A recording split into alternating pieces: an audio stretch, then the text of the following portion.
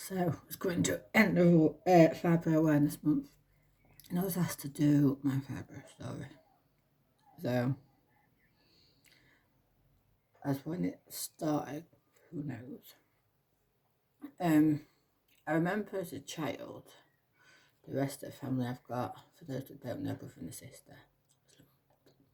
And we always used to go we're about half an hour from the Peak District.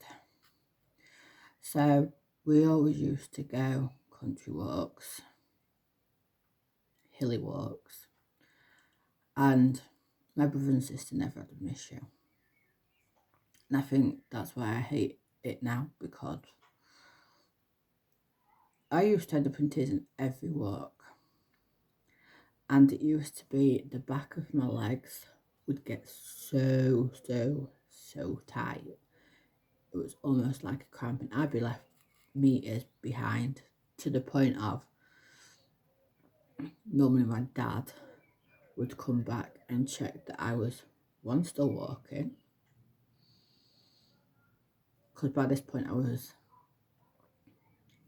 I don't know when I was diagnosed with epilepsy, but I was having absent seizures all the way through my childhood. So he used to come back, check that I was still walking, and I used to sit there, and it'd work if I sat there for a bit. The cramping or the tight feeling would ease off, and I could go on a bit further. I have to do it again, and a bit further, do it again, a bit further. But like, it was just growing pains, yada yada yada.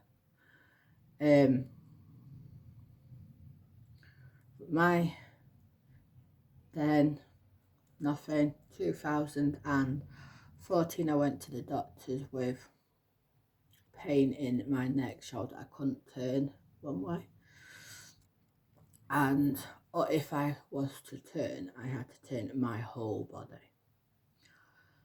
I just got given painkillers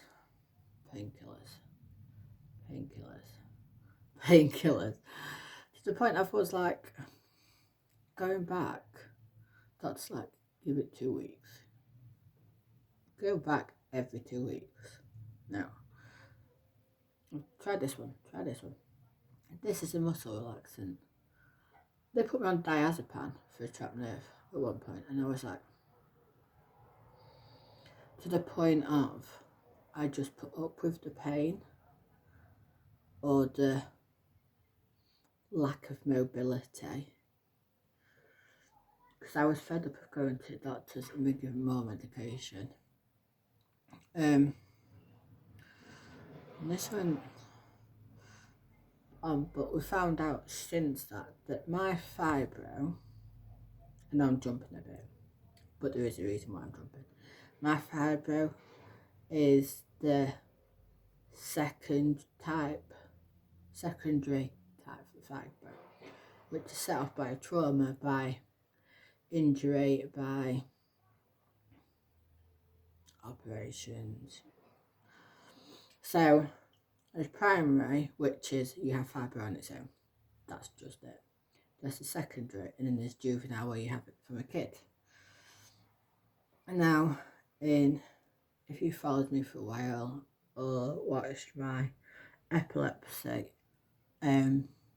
video, you'll know that I had a brain hemorrhage in 2009, June 2009, where I had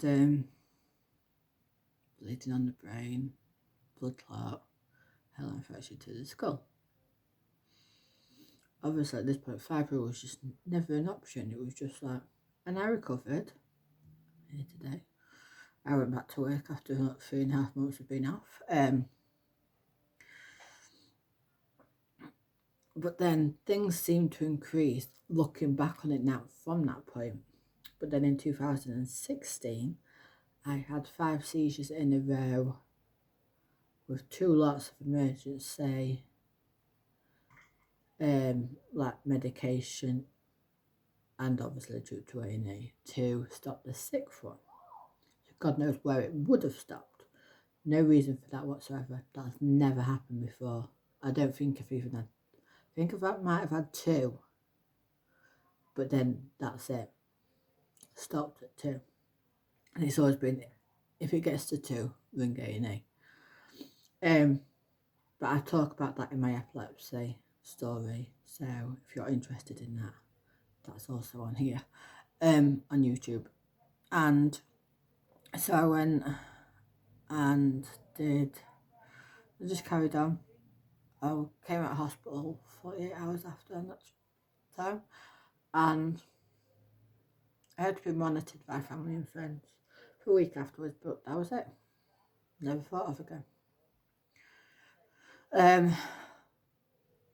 Still neck, shoulder pain. So during lockdown I went back and like, something not right. And I actually took my then partner with me this time, and he was like, she can't lift the plate up without shaking.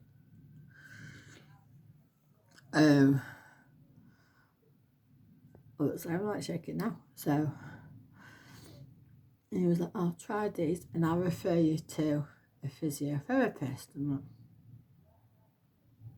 might be getting somewhere.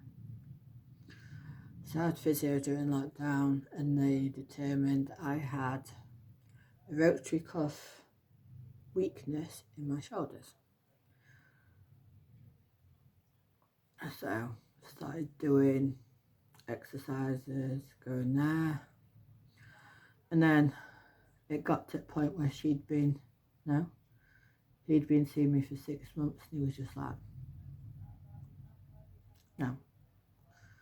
But I changed physio because that one had moved to a different area, so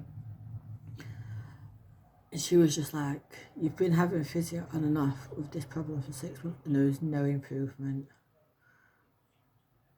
And I'm like, I know, but this has been going on for 2 years previous to coming to see you, if not more.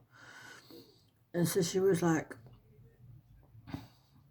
I'm going to get a second opinion. So I went to see an advanced, well, I got referred to an advanced physiotherapist, but obviously we're in the middle of a pandemic, so everything is delayed and delayed and delayed. So I went, and I was struggling, and it was all starting to affect my mental health. So during lockdown, so 2020, end of 2020, I was seeing my doctor. My surgery had shut down, but the sister surgery, I was seeing the head doctor there. Unfortunately, he's retired now, obviously. So I went and was seeing him every 2 weeks, because he was like, we need to get to the bottom of this. So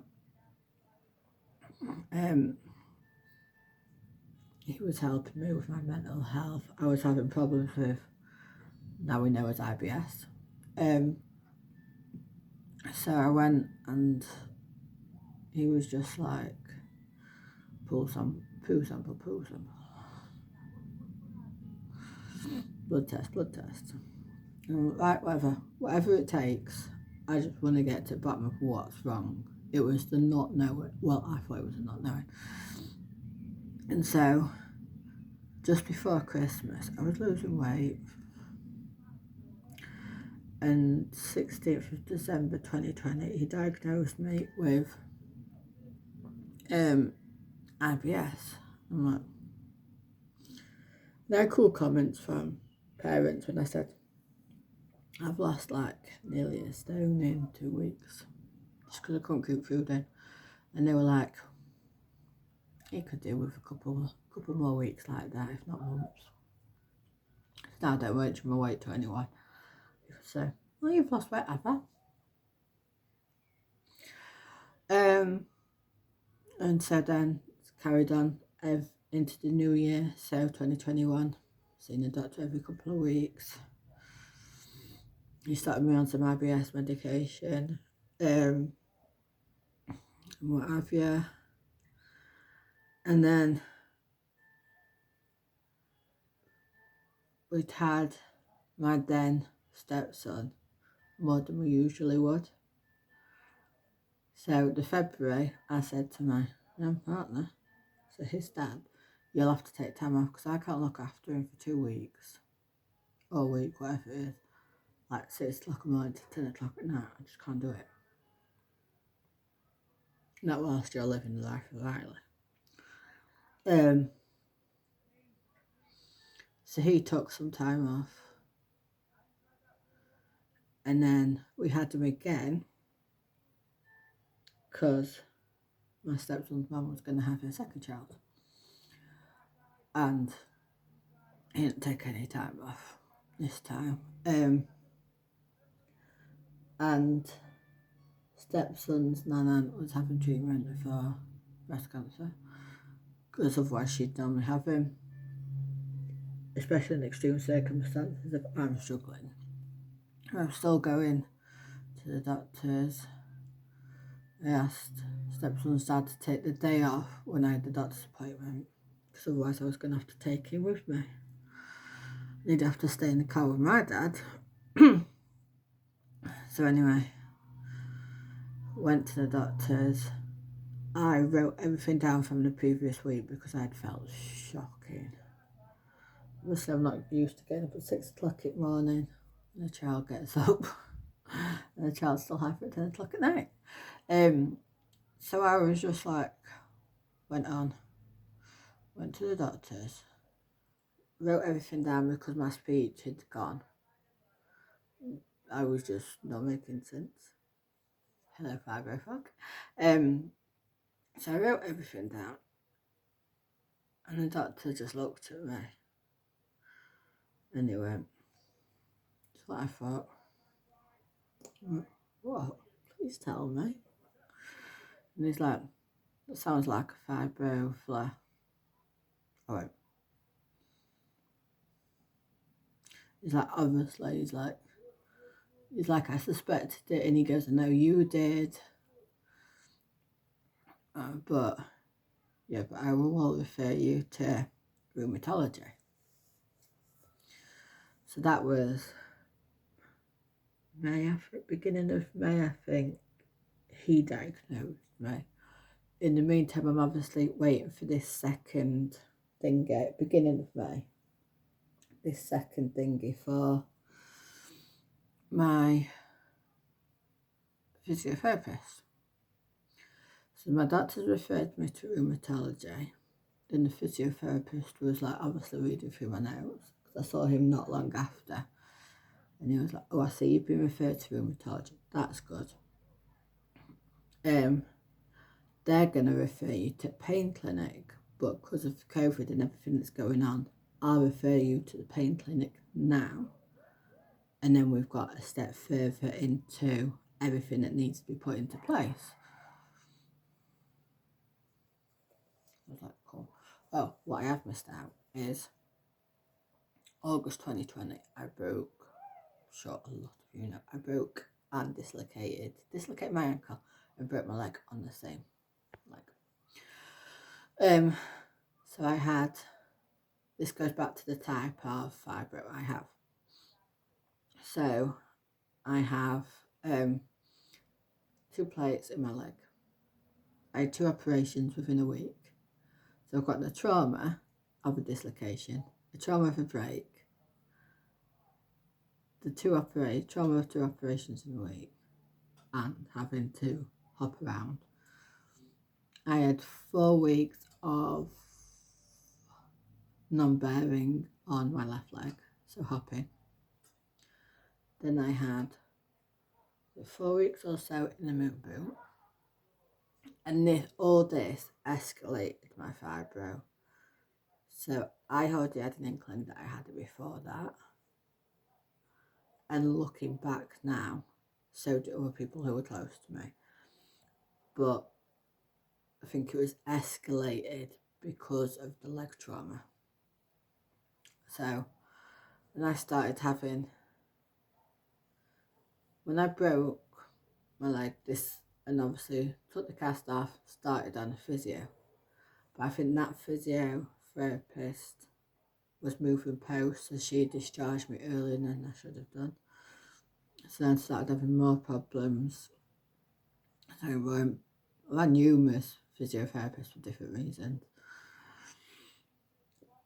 So June 2021, I went to see the rheumatologist, basically for confirmation, and he was like, yes, you have fibro, you have spondylitis, which is wear and tear arthritis in my shoulders, neck, and my lower back, hips. Winning goals. So I was like, but then I had like an x-ray of my back, just a double check, because that's when he came back with that I found out in a letter. And they weighed my bloods, everything.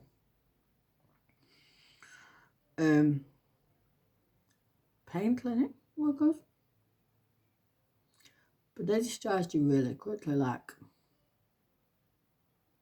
4 or 5 appointment telephone calls. Never see me face to face. And that was done. That was that. So I'm like, okay.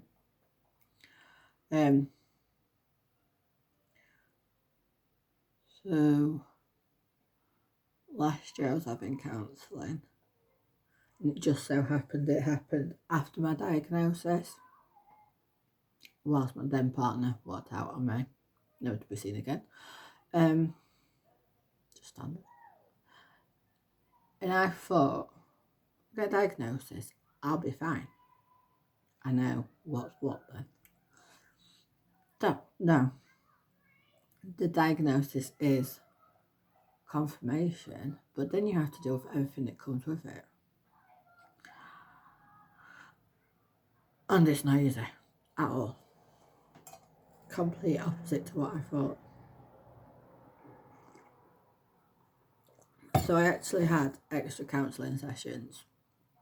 I was only supposed to have 6 and I ended up having 12. So then I was my partner walked out. I'm on my 3rd one.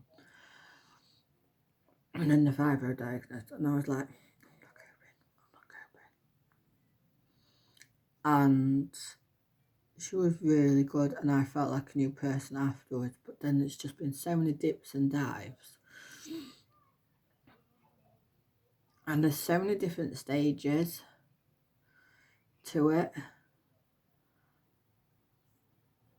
And I thought, I don't know, mainly, possibly naive of myself, that people would understand or be willing to understand. But it's easier with these things just to swipe them under the carpet. So it's never ended. There's the stages, so I'm in between stages at the moment. So you get your diagnosis, brilliant. Like, I've had so many people saying no cure. There's tablets you can take. But with any other condition, no one's the same. There's no fibro medication. None of that. It's all trial and error. And then the biggest fight is, you know your body better than anyone. But knowing your body and getting a health professional, finding a health professional that listens to you, that understands you, is the biggest fight in the world. I'm not gonna lie.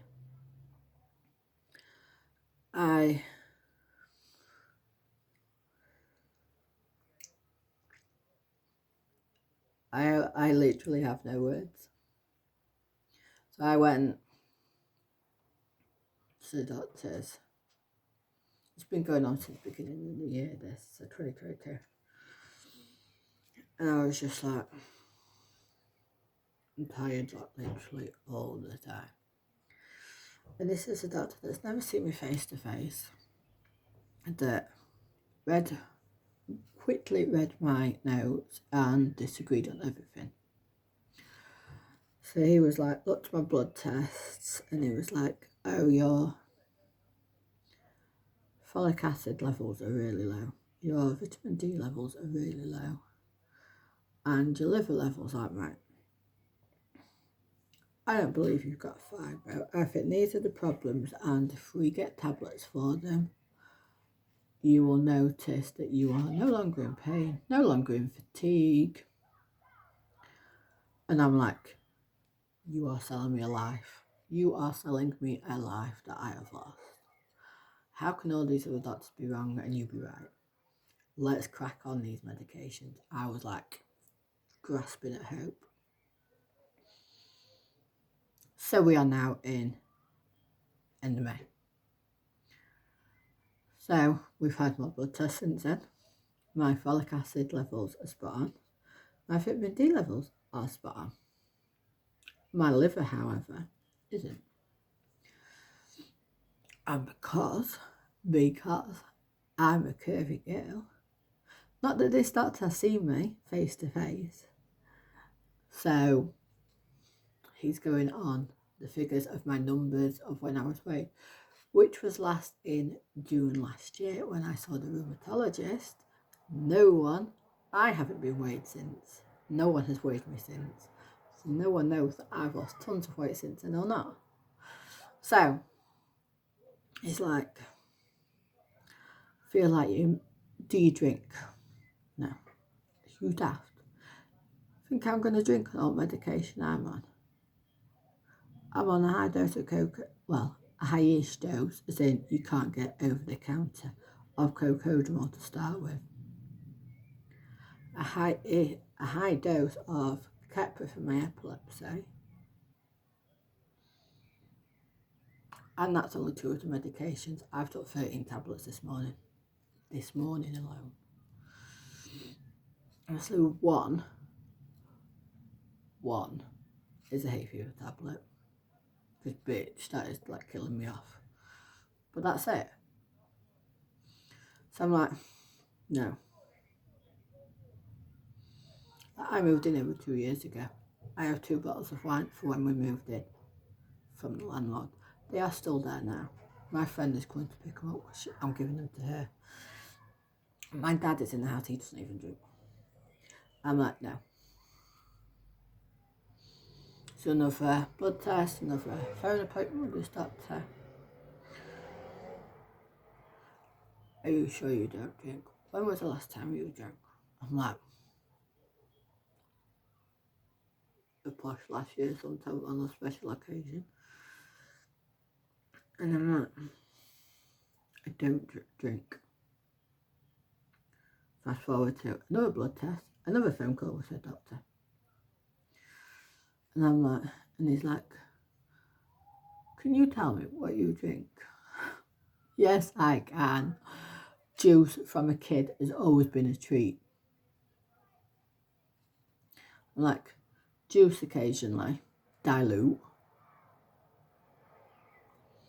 Fizzy pop occasionally, still as a treat. Fucking 30 years later, pardon the French. And I have 4 cups of tea a day, if that. Yesterday I had about 2. I mean, it's nearly lunchtime. I'm on my first one of the day, and I've only had just a sip of it. So I was like, if he asks me again, I'm going to say, come and do a house call and come and see the drinks we have in the house. Like, by this point, I was fuming. But he didn't ask me again, and I got moved on to another. So I phoned up a bit ago, and I got, not the doctor that obviously retired, but this doctor I got is really good. And he was like, because I was having chronic headaches, I'm still having chronic headaches. I'm still recovering from a migraine like 2 days ago. And so he was just like, try these. And I walked in and he's like, right, so what's wrong? And I was like, anyway, right, we're gonna go through the list slowly. And I also brought up, which has been poo-pooed before, autism, shizzle. So he's increased my amitriptyline, which is a painkiller, a nerve stimulant, but also an antidepressant. So I am now on painkillers 4 times a day, sertraline in the morning, amitriptyline at night. Yeah. But the stages of dealing with fibro. So you get your diagnosis. Then the next stage is accepting your diagnosis. And that was the hard stage because I thought I accepted it before I even got it, because I suspected for a while, because I've got friends with it, and I was like, that's me. That's me. So I was just like, yeah, I'll get my diagnosis, I'll accept it straight away. Excuse me. So, no. I'm just about at the end of the accepting stage. But also the grieving stage. Because the grieving stage does not make sense at all. But it's like the grieving and the acceptance kind of go hand in hand. So the grieving stage is like with dementia, you grieve the person they were, what they were able to do, and kind of accept the person that they've becoming. Now this is a stage I'm really struggling with. It's kind of fighting my head with my heart. Like, today's not necessarily a good day, but it's a goodish day. And I've got some content to film and what have you. But then I know I need to sit still, even though I feel like I want to do stuff. So that's why the grieving and the acceptance kind of are linked towards the end of one, the start of the other. But I am grieving the person I was, the person who could do stuff without actually thinking about it, the person who thought nothing of just walking down the street on her own without crutches. Or I didn't have to think, oh, I can't do that weekend because next weekend I've got this party that I need to attend, really need to attend. And it's a baddish week, so I can't do 2 consecutive weekends. Like during this past week, I've had a migraine, I've had chronic headaches. I haven't done anything to make sure I attended that party. Now, it was a family member's party, we will just say that. And was there many thanks that I made it? Not really. My parents really said how well I'd done because I was sociable as well whilst there. But yes, I felt shocking. But I had to go and chase down a parcel that was delivered to the wrong place. It's just so the grieving part is hard because I thought that people would be understanding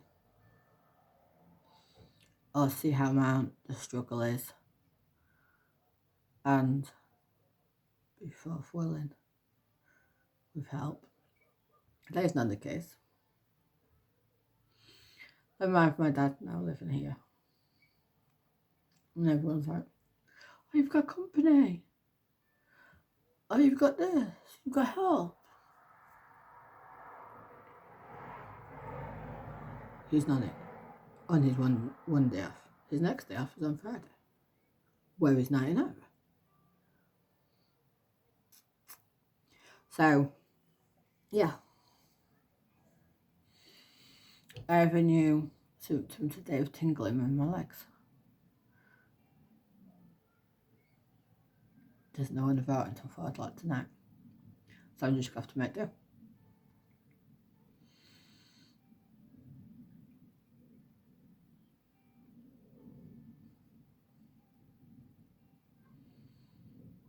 Just what it is, what it is.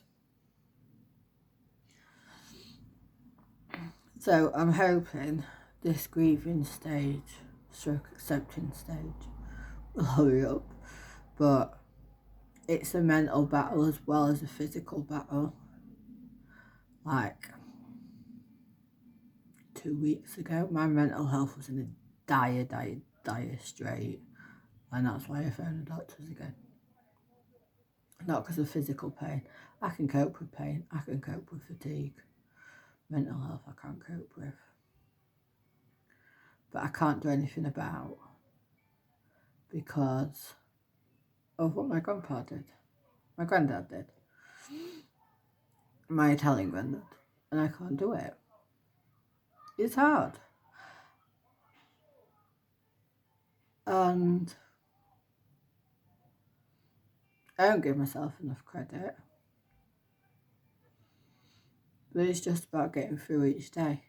I used to be, and I am, and I think this is why I think about autism. I am a planner. I like routine. I like schedules. I like to know what's happening in a week. I always plan a day, but I have to wake up and see what I'm like in the morning. No, I have tingling in my legs. I can deal with that. For filming content day. But I know that I have to stop at lunchtime because otherwise tomorrow is just not a day. And that's the hardest bit because my heart is telling me, do stuff while you can. And my mind's telling me, if you do stuff now, yeah, that's okay. If you do stuff now, you ain't moving tomorrow. And that's going to bring you down. So you need to pace yourself. So I am booked on a living with fatigue course starting in June at some point. I have my scan in June as well for my liver because my shitty doctor thinks I've got fatty liver disease as well. Just to top it all off. But yeah, but if anyone has any questions ever about fibro, about my story, I probably miss bits off because I'm like all over the place. Do not feel that you can't message me either on YouTube, Instagram, whatever. I'd rather people ask and almost, it's not nosiness, it's out of curiosity or whatever. I'd rather people ask than hold back and hold judgment. So please ask away. And I know that there's a lot of people out there. My best friend's got a condition, and she said, I asked her questions about hers the other day, and she said, I'd rather people ask than judge. And that's exactly it. I had judgment from my family at the chuffing weekend, but they've never asked questions about it. And I'd rather people ask. Any questions, literally fire my way. And yeah, this month you're lucky because you've had my epilepsy story and my fibro story.